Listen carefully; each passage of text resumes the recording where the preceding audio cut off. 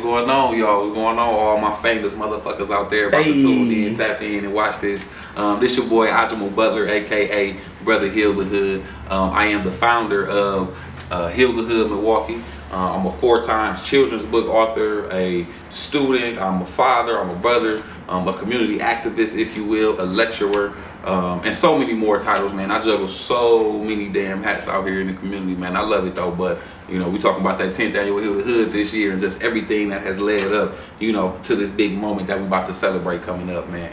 Yeah, man, 10 years, that's fucking dope. 2 hands on my mama, 2 hands. But before we get into that, let's start from the very beginning. Are you from Milwaukee or where are you from? Man, born and raised. I primarily lived on 20th and Locust. My granny still stay in the hood over there to this day. Grams, Unc, and all them.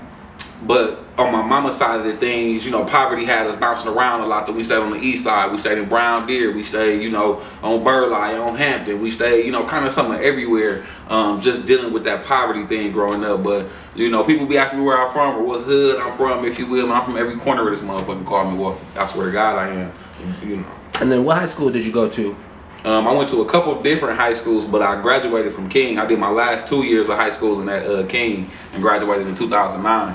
So was that like a moving around thing, or is that more like a trouble thing?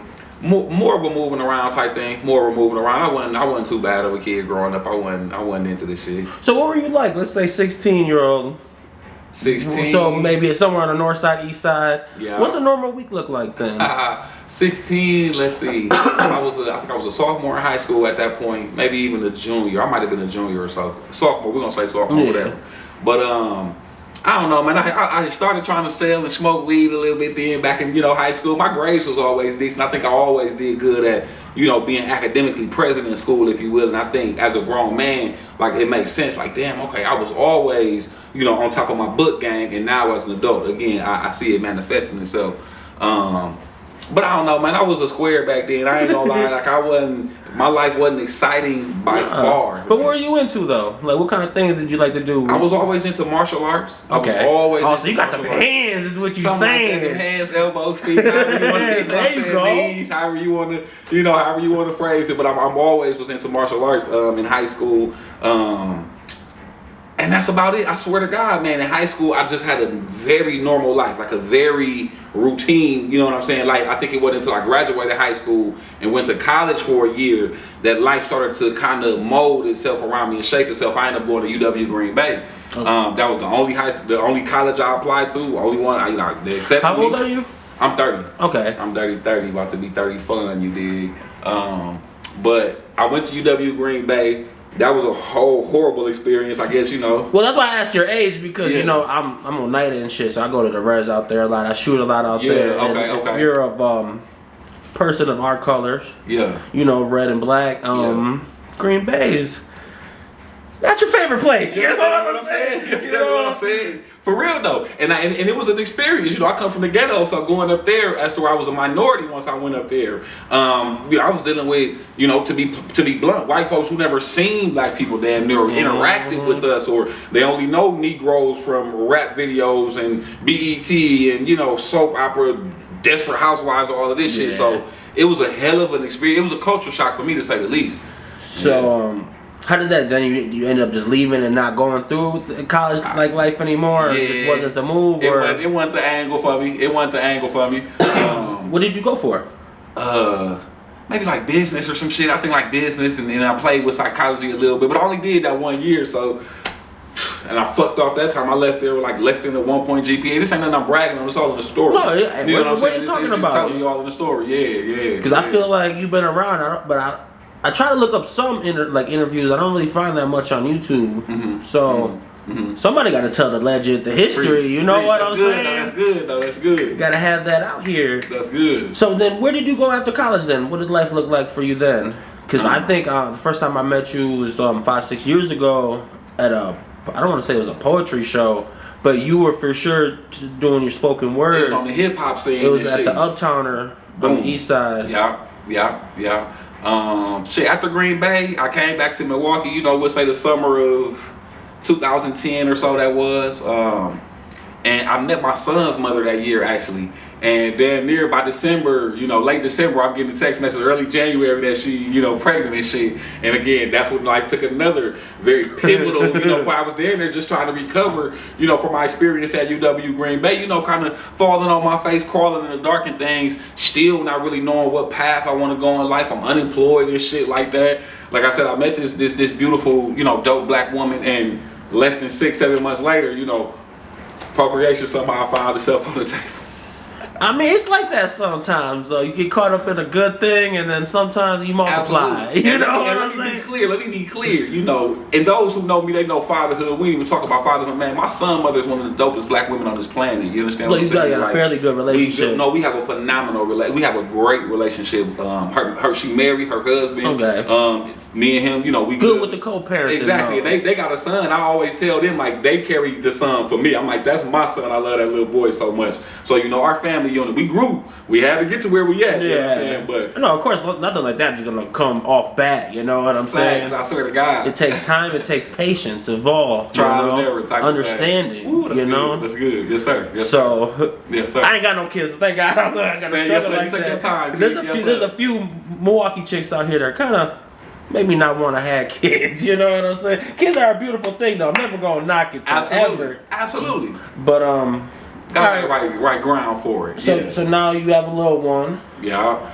And then are you doing poetry then, or had poetry always still been around? Or? I wasn't even fucking with the poetry then. I always used to write poetry. I always was, articulate, and I used to like to read and study and watch documentaries and things and like that. That's how we was raised, if you will. Yeah. So I always wrote poetry, but never performance and shit like that. That didn't come until, maybe a year or so after my son was born. I got on this Hilda Hood trail, and poetry became a means of promoting that thing. Okay. And it just took off. Like, I would go to stages. You seen how I was fucking up, with the poetry and everything. Just very, very wild with the stage presence. Very, motivating with the word and things. I started calling myself Brother Hilda Hood. Yeah, that's how I you know what I'm saying? And that's when it took off. You know what I'm saying? Because it was a very memorable. I would make them remember me in the spirit with the word I was going forward with, and then just the catchiness of Brother Hilda Hood. And I got flyers talking, oh yeah, we got the Hilda Hood event and shit.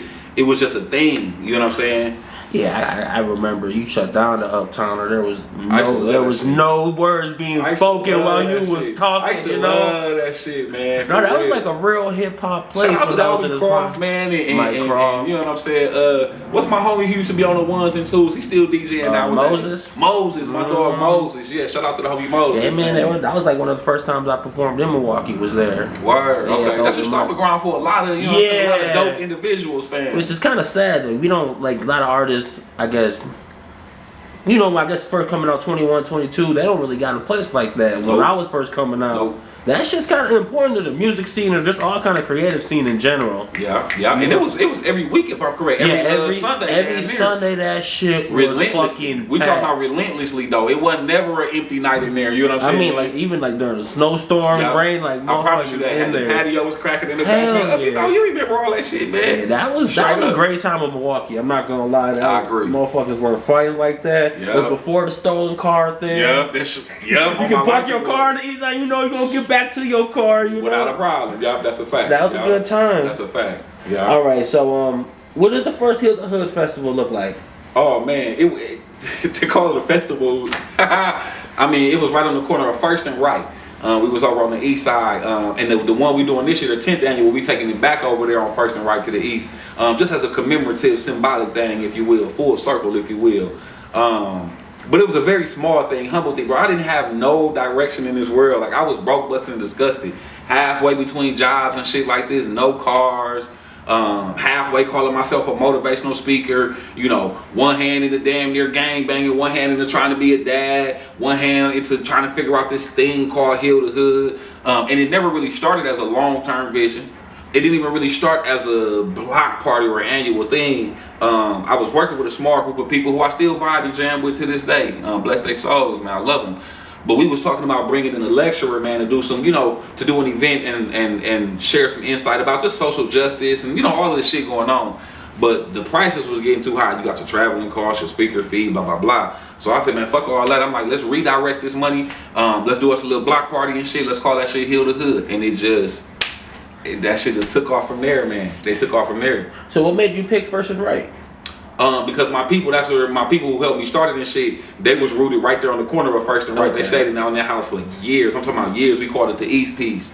You know what I'm saying? So we was too broke to afford generators and shit back then, so we plugged in the sis electricity. You know what I'm saying, for our sound and a couple other little things we used. But yeah, that's why we chose that particular area. So is that how you got into the mentoring then? Was through the Hilda Hood festival? Yeah, or block parties? We gonna call them festivals. Festival, absolutely. We doing it big now. You know what I'm saying? Put some respect on his name. You know what I'm saying? I'm not gonna play with this dude, man. Man. But yes, that's kind of how I started in the game, because I would go to the first 3 places that allowed me to come in and share some words was St. Charles up on 76 and Hampton, Red Cats, which is Bayview, that's their alternative school, and Parkline YMCA. They had some like little mentor programs that they had going on, and I was going to these places again. I'm on a bus and shit. My little bus fare, my transfer. I had a briefcase. I learned that Malcolm X was real important on his briefcase and shit, so I bought a little briefcase from Goodwill. Didn't have a fucking thing in there. Pad of paper, pencil, maybe a calculator to calculate nothing. But I would go into these places with my little suit on and shit, holes in the bottom of my shoes. Hey y'all, my name is Ajamou Butler. I'm a motivational speaker. I'm not even looking for no money. I just want to come in and do some speaking and workshops with the kids. And it grew like a motherfucker from there. I don't really remember when I started charging, but it was like $50 an hour. And then $100, then it, $500 at this point in time, $1,200, so on and so forth. So it's grown exponentially, man. Yeah.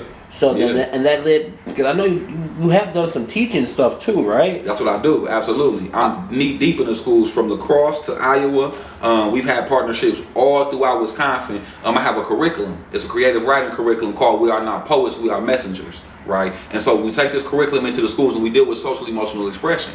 Because we know children of color, they don't have that ability, the space, or the cognitive and creative thought to express what they be going through, the trauma, and to get that shit off their chest. So we use creative writing as a means to help grow the brain and to help them babies play with words a little bit more, man. I feel like it's almost deeper than that too, not just having the means to communicate what they want to say, but have to listen and ear. Yeah, that's an important step. I feel too, that you also probably serving that role for a lot of young absolutely, because it's give and take. Listening, you got to, that's why you got 2 ears and 1 mouth. You got to be quiet and listen, more than you speak, if you will. Absolutely, 100%. Yeah. So, what's some of your favorite like mentorship stories and stuff like that? Who's like some people that stuck out to you? Man, so many. I always take my young brother's story with me. I met him like the summer of maybe 2018, maybe 17 or so. I was doing some mentoring through the Running Rebels up at High School of the Arts. Okay. And that was over the summer, man. Not even a few months later, man, one of the young brothers we was good, we was tight, man. This young brother, he had got killed, shot in the back of his head. He wasn't even the intended target. He fucking with his homie who in the Stoli and shit. Dog seat him in his car. He fanned the car down. His homie don't even get hit. That's the crazy shit about it. His guy didn't even get hit, you know what I'm saying? So that's always something I carry with me as a teaching moment, if you will. Funerals become younger and younger, so that, obviously was a heavy piece. But I done so much mentoring. There was a situation when I was in La Crosse. I always take this story with me as well, because it shapes me as an educator, right? It teaches me that poverty don't really have color. We know that people of color get hit the hardest with poverty, but one of the main key factors of poverty is that lack of education and that lack of that green. You feel what I'm saying? Yeah. So I was mentoring some kids up in La Crosse, a little 3rd grade girl, and she was acting out. She was pushing her paper off the table and throwing tantrums and shit. And I tried to use my best techniques to engage with her, calm her down. She wasn't having it. So in my limited thinking, right, I'm like, man, these white kids, this little girl need her ass whooped. White people don't whoop their kids' ass. This is what I'm thinking, right? Come to find out, this little girl, dad is not in the home. Her mother is on crystal meth, right? She got 2 younger siblings that she take care of, and this girl is in 3rd grade. So she teaches them potty training. She get them, together in the morning. She put food in everybody's stomach, so on and so forth, when her mother is in the streets binging and whatnot. And so it broadened my perspective to say, man, the ills of poverty and drugs and generational curses and shit, it has no color. It has no limit. It's a disease that has no limit. You know what I'm saying? So these are just a couple of things. And again, I hate to talk about the negatives. I got a ton of success stories. You know what I'm saying? A ton of young brothers and sisters who we mentored, and they are growing, and they in school, and they, I got some twins I mentored. They in Marquette doing a thing in the nursing program. I got a ton of kids throughout the years, man. We lost a lot, but we got a lot of success stories as well throughout the years, man. They gotta be tough, actually, like being like mentoring a kid and being close to him, and all of a sudden you lose him to any sort of violence. Yeah, yeah. So is that a common occurrence? I don't lost a ton of young brothers and sisters that I done, mentored throughout the years. I think what's worse than losing them, to murder or car crashes or whatever the case may be, is looking at these kids in their eyes and they already are lost. You know what I'm saying? Some of our children walk around so dead on the inside, and they're just waiting for their funeral to occur. And so it's my job to speak as much light, to try to re-engage them, to try to get them some hope, to try to get them something to look forward to try to get them a little bit of beacon of light, if you will. But I've definitely dealt with kids where it's like, dog, I don't know what this kid's future gonna look like. No matter how much teaching and preaching, resources, money, education, schooling, sometime, you know what I'm saying, that dark force is a little bit stronger than the light, But shit, this little light of mine, I'm gonna let it shine, as they say, no matter what. Straight up. So what's your thoughts on trying to break the cycle then? Because it's for sure not a one answer thing, you know what I'm saying? Yeah. It's multi-level, it's multifaceted, it had to be attacked on several different plateaus, you feel me? Yeah, yeah. So what's your thoughts on like actually achieving it though, actually getting boots to the ground and figuring stuff out? What has to go, what has to stay? I think we need to have a heavier emphasis on trauma-informed care and mental health resources. Again, when you deal with a generation of children who deal with ACEs, right, adverse childhood experiences, that means molestation, abuse, neglect, no nurturing in the household, so on and so forth. They become adults still dealing with little kid issues, right? So we wonder why a motherfucker gonna kill somebody over you cut me off in traffic, or you skipped me in the McDonald's line, or you know what I'm saying, you stepped on my Timberlands or some shit like that, because there's so much unaddressed frustration on the inside. It's like I don't want to sound repetitive, but I do want to be relevant. It's like the Will Smith syndrome. Will Smith got so much pressure on his motherfucking chest. One joke, bitch, I'm liable to wild out. You know what I'm saying? I'm liable to get on stage at the Oscars and slap something down.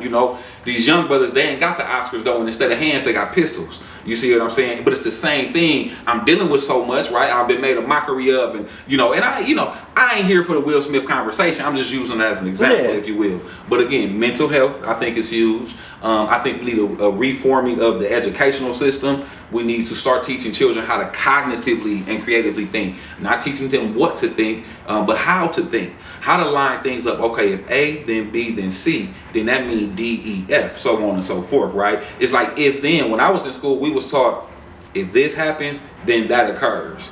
If I touch the fire, then my hand will get burned, right? And then you learn not to touch the fire. But nowadays, the education is like, I give you a couple packets, I'm gonna spit some information at you, you spit it back to me, write it down paper on what we call a test or an ACT or this and the third. We give you a diploma and send you on your way. We ain't talk nothing about taxes. We ain't talk nothing about, social emotional expression. We ain't talk about nothing about balancing checkbooks. Practical shit. You know what I'm saying? Or even just like skills. Like I remember when I was in Bayview, I learned a little bit about construction. There we go. But when I went to Pulaski, there really wasn't much classes like that. No.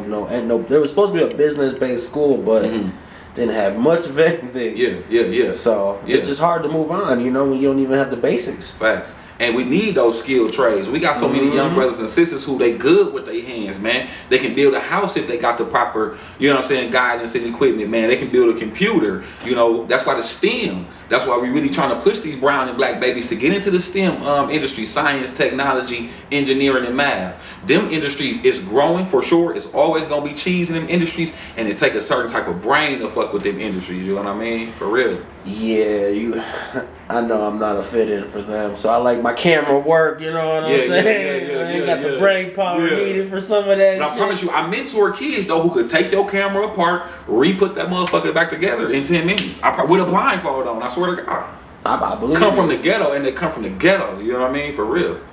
Yeah, I feel like I have a very unique perspective from being like a videographer and shit, and just being like a trap videographer. I shoot I be in the hood a lot. I be in like a lot of traps and shit. I see a lot of, I guess, humanity there, I guess would be a word I can use. That really don't get a light shed on it. Yeah. I like that. I like that. Let's move on. Let's go back to the Hilda Hood stuff. So we're in 10 years. 10 fucking years. My God. So Survived the pandemic years too. Absolutely, yeah. So what do we got happening this year? Man, so we got our, I'm gonna just pull that up on the one time, we're gonna hit it with the graphic, but we got our 10th annual, y'all. We got our 10th annual Hilda Hood MKE Block Party. 10th annual, y'all. And I'm telling you, it was people who say this shit wouldn't last 10 days. It's people who said it wouldn't last 10 minutes, let them tell it. But the naysayers and all of them, we still love them too. But nonetheless, May 28th, we got the 10th annual Hilda Hood Block Party coming up. It's gonna be on First and Right from 12 until 5 p.m. man. We got about 40 different vendors. I love our vendors. It's always small businesses. We always have resource vendors as well, because people like to say, well, it's just a block party, it's just a one-day thing, it's not gonna do this, it's not gonna do that. For one, I don't be focused on what I can't do, I focus on what I can control. We're gonna start there. For two, the resources that we bring forth to the table on that one day are so tangible and applicable, whether it's financial resources you need, health resources, we got that on deck, youth serving agencies, to engage our youth better, educational resources from college to high schools to daycaring if that's a need and a barrier. One year we had Judge Derek Mosley, the Honorable Derek Judge Mosley, come out and he was clearing people's driver's licenses right there on the spot. You didn't need money, forms, credit check, background check.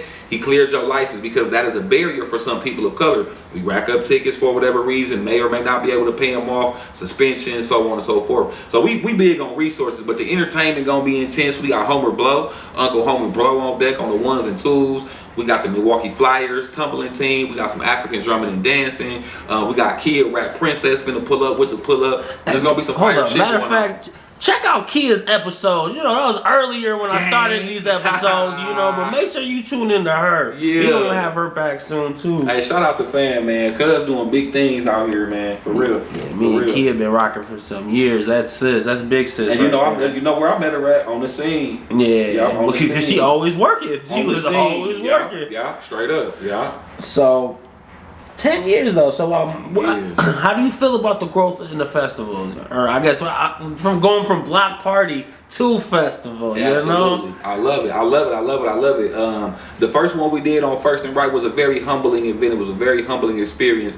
And I'm gonna say this before I answer that particular question. The morning of Hilda Hood, May 26, 2012, it rained that morning, right? So we had, planned to have everything, rocking and roll about 10 o'clock or whatever the case may be. Yet it was raining. So we inside of my people house right on the corner at the East Piece, and I'm frustrated and shit. I'm ready to give up and shit. I'm ready to cancel all of this shit. And my mama said to me, she said, listen, son, she said, I'm gonna let you have your moment because I understand, your frustration.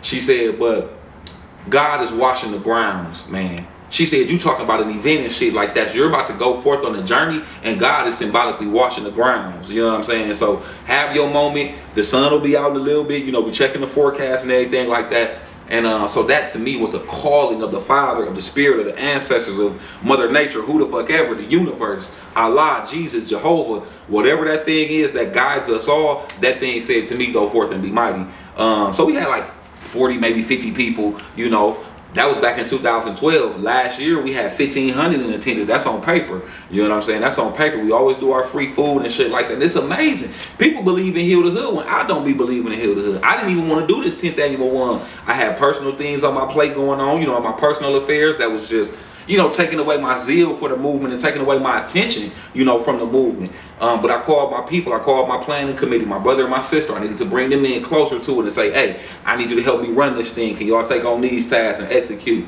My people over here executing. And so it's coming together beautifully. But the growth been tremendous, family. Tremendous. Noticeable. Extremely noticeable. Extremely noticeable. What I always tell people is that 1,500, I was breaking this down. We did a podcast interview on Monday. I was breaking it down to the brother. That 1,500, that's one day. However, what makes the culmination of Hilda Hood powerful is what we do throughout the year. So Hilda Hood is just a one-day event, but it's a celebration of everything we do throughout the year. The partnerships with the high schools and the after-school programs, the college campuses we touch and other partners with us, all of these different entities and organizations. And so it's like when we call that call and say, hey, y'all, it's time to celebrate. We got this organization busting down 10, 15, 20 kids, people coming down from Green Bay, from Platteville, from here and there and whatnot. And it's a representation of what can be done, man, when you really put your mind and your grind to it, for real. For real.